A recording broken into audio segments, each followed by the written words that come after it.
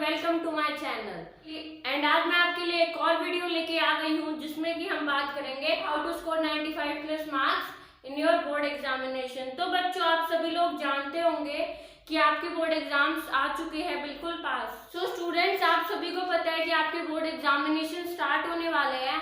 तो अब आज की इस वीडियो में मैं आपको कुछ टिप्स शेयर करूंगी जिससे आपके बोर्ड एग्जाम्स में बहुत अच्छा स्कोर आएगा और इवन आपके 95 प्लस मार्क्स भी पॉसिबल है। ये बिल्कुल पॉसिबल है 95 प्लस मार्क्स, पर उसके लिए आपको वीडियो को एंड तक जरूर देखना पड़ेगा और जो भी मैं टिप्स के बारे में आपको बताऊंगी उनको नोट करते रहना साथ साथ, ताकि आपको वो बाद में भी याद रहे। तो हम क्लास 10th और क्लास 12 दोनों के बोर्ड एग्जामिनेशन की बात कर रहे हैं कि हर एक बच्चा 95 प्लस मार्क्स कैसे ला सकता है। ये उसको कुछ इंपॉर्टेंट टिप्स अपने माइंड में रखनी होती है और ये जो टिप्स है ये मेनली टॉपर्स के द्वारा ही बताई गई है। ये सारी टिप्स मैं 1 बाय 1 इस वीडियो में शेयर करूंगी। सो वीडियो में एंड तक जरूर जुड़े रहे और कमेंट करके जरूर बताएं कि कौन सी टिप आपको सबसे ज्यादा अच्छी लगी। तो सबसे पहले तो हर एक बच्चे को अपना पूरा सिलेबस पता होना चाहिए। आप भाई बोर्ड एग्जामिनेशन देने जा रहे हैं तो नंबर 1 टिप आज की हमारी यही है, नो योर सिलेबस।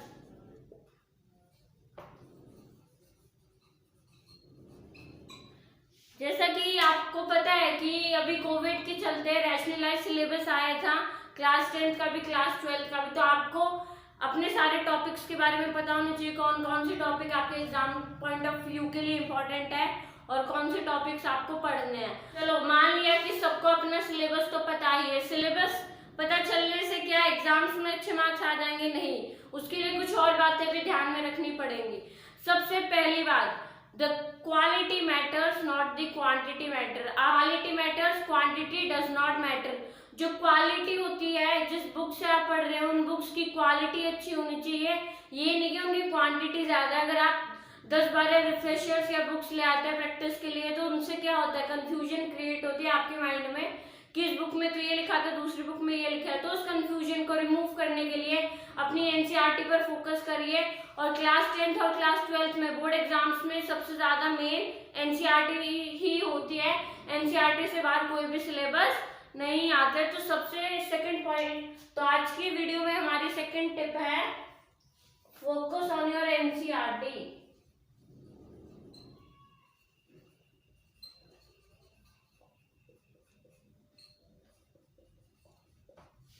एनसीईआरटी में सब कुछ लिखा होता है, आप एनसीईआरटी को अच्छे से पढ़िए, उसमें से नोट्स बनाने की कोशिश करिए जिससे कि आप बोर्ड में अच्छे मार्क्स ला पाए।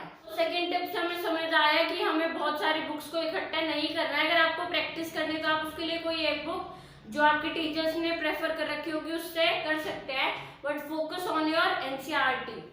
एंड द थर्ड टिप, बड़ी इंपॉर्टेंट टिप है, पीवाईक्यूज। ये पीवाईक्यूज क्या होते हैं?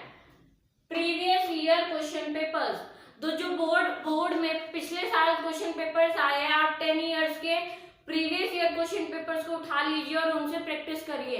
क्योंकि ये बहुत बार नोटिस किया गया है कि आपके जो बोर्ड एग्जाम्स होने वाले हैं उसमें पिछले साल के क्वेश्चंस डायरेक्टली भी कई बार आ जाते हैं और अगर सेम क्वेश्चन ना आए तो उससे मिलते जुलते आ सकते हैं और उससे आपकी एक अच्छी प्रैक्टिस भी हो सकती है। तो आप इंटरनेट पर ही डाउनलोड कर सकते हैं previous year question papers of class 10th या फिर क्लास 12th के बोर्ड एग्जाम्स की। तो इससे आपकी पूरी प्रैक्टिस हो जाएगी। पर ये जो व्यू है प्रीवियस ईयर क्वेश्चन पेपर से आपको जब भी सॉल्व करने हैं, जब भी इनकी प्रैक्टिस स्टार्ट करनी है, जब आपका पूरा सिलेबस कंप्लीट हो जाएगा। ये क्वेश्चन सिलेबस आपकी प्रैक्टिस के लिए है। आप ये मत समझना कि अगर आपने सारे क्वेश्चंस कर लिए तो आपका सारा सिलेबस हो गया रिवाइज। पहले अपने पूरे चैप्टर्स को अच्छे से रिवाइज करिए, गो थ्रू करिए, उसके बाद इन क्वेश्चंस को ट्राई करिए और उससे आप खुद को भी एनालाइज कर पाएंगे कि आपको कितना सिलेबस आता है और आपकी तैयारी कैसी है। और जो क्वेश्चंस आपसे ना हो पा रहे हो उनको दोबारा से, उन टॉपिक्स को दोबारा से एक बार पढ़ लीजिए ताकि वो क्वेश्चंस भी आप हो गई कि हमें पढ़ाई कैसे करनी है। सबसे पहले सिलेबस पता होना चाहिए, उसके बाद अपनी एनसीईआरटी पर फोकस करना है और फिर प्रीवियस ईयर क्वेश्चन पेपर्स भी सॉल्व करने हैं। इसमें एनसीईआरटी पर फोकस करके इसके साथ एक और पॉइंट को ध्यान में रख सकते हैं कि आप जैसे एक पैराग्राफ पढ़े तो उसमें से नोट्स खुद से बनाने की कोशिश करें।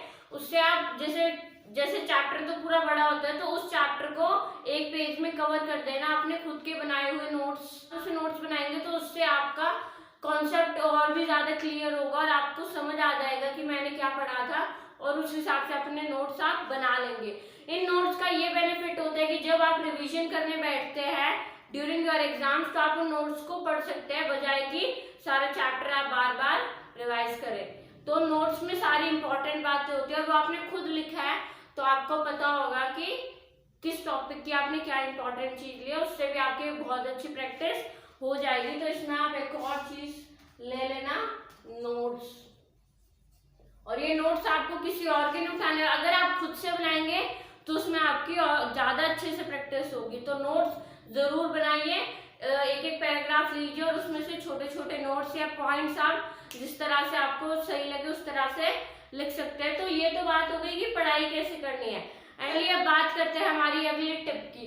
हमारी अगली टिप है कंट्रोल योर एनवायरनमेंट। तो पता है आपके बोर्ड एग्जाम्स आने वाले हैं, तो उन बोर्ड एग्जाम से डरने की बजाय स्टडी स्टार्ट कर दीजिए और अपने सारा फोकस कुछ दिनों के लिए स्टडीज पर ही रखिए।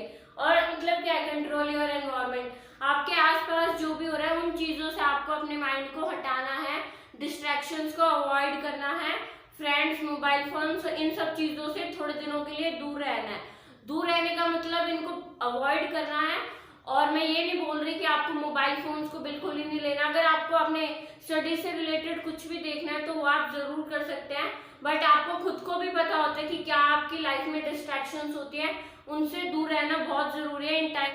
तो उन डिस्ट्रैक्शन से दूर रहना बहुत इंपॉर्टेंट है जब तक कि आपके बोर्ड एग्जाम्स कंप्लीट नहीं हो जाते। अदरवाइज आपने देखा होगा कि आप स्टडीज करने बैठ रहे हैं, आपके किसी फ्रेंड का मैसेज आ गया, फिर उसमें आधा घंटा 1 घंटा निकल जाता, आपको पता ही नहीं चलता। तो आपको जब प्रैक्टिस करनी है तो उसमें सबसे ज्यादा किस बात का ध्यान रखना है, that you must save your time.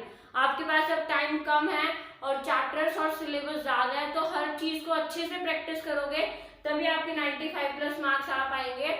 और वो अच्छे से प्रैक्टिस जब भी होगी जब आप अपने एनवायरनमेंट पर कंट्रोल करेंगे। आपके घर में भाई बहन है, उन सबसे दूर रहे, एक अलग रूम में बैठकर स्टडी कीजिए और जो भी तरह की डिस्ट्रैक्शंस होती है फ्रेंड्स वगैरह की, उन सब चीजों से भी दूर रहे। बात करते हैं ड्यूरिंग द एग्जामिनेशन, जब आप बोर्ड एग्जामिनेशन देने जाते हैं तो आपको किन किन बातों का ध्यान रखना चाहिए। सबसे पहले टाइम मिलता है क्वेश्चन रीड करने का, उसमें आपको ऐसा पता ही चल जाता है सब स्टूडेंट्स को कि कौन सा क्वेश्चन आपको आता है और कौन सा नहीं आता। और specially in the maths exam, तो जो क्वेश्चन आपको आता है सबसे पहले उसको अटेम्प्ट कीजिए, जो नहीं आता उसमें अपना टाइम वेस्ट मत कीजिए। पता लगे कि आपको जैसे कि क्वेश्चन नंबर 4 आता है और उसके बाद आपने वो कंप्लीट कर लिया, फिर बारी आई क्वेश्चन नंबर 5 की, बट क्वेश्चन नंबर 5 आपको अभी समझ नहीं आ रहा है कि उसमें क्या करना है, तो उसको अगर आप समझने बैठेंगे तो उसमें आपका टाइम वेस्ट हो जाएगा 10-15 मिनट। तो उसको अभी के लिए छोड़ दीजिए और नेक्स्ट क्वेश्चन स्टार्ट कर दीजिए। फिर जब एंड में आपके पास टाइम बचेगा तो आप उन क्वेश्चंस को भी ट्राई कर सकते हैं। इससे ये होगा कि जो क्वेश्चंस आपको आते हैं वो सारे तो कम से कम आप अटेम्प्ट कर लोगे। एग्जाम फिनिश होने के बाद आप एक बार पूरे एग्जाम को अच्छे से गो थ्रू कर लीजिए। कई बार क्या होता है हम कुछ मिस्टेक्स कर देते हैं और जब हम उनको बाद में रिवाइज करते हैं अपने एग्जाम को करने के बाद तो हमें वो मिस्टेक्स दिखाई दे जाती है जिनसे कि आप उसको ठीक कर सकते हो। तो एक बार पेपर करने के बाद जरूर से पूरा देख लीजिए कि आपने उसमें क्या क्या करा है, और अगर आपको सारी चीजें सही लग रही है तभी उसको सबमिट करें। अदरवाइज 2 बार 3 बार जब भी अगर आपके पास टाइम हो तो उसको अच्छे से चेक कर लीजिए। तो आज की वीडियो में इतना ही। मैं आपको वीडियो पसंद आई होगी और सारी टिप्स भी समझ में आई होंगी। तो सबसे मेन, अगर आपको एग्जाम्स में अच्छे मार्क्स लाने हैं तो उसके लिए हार्ड वर्क और स्मार्ट वर्क दोनों करने पड़ेंगे।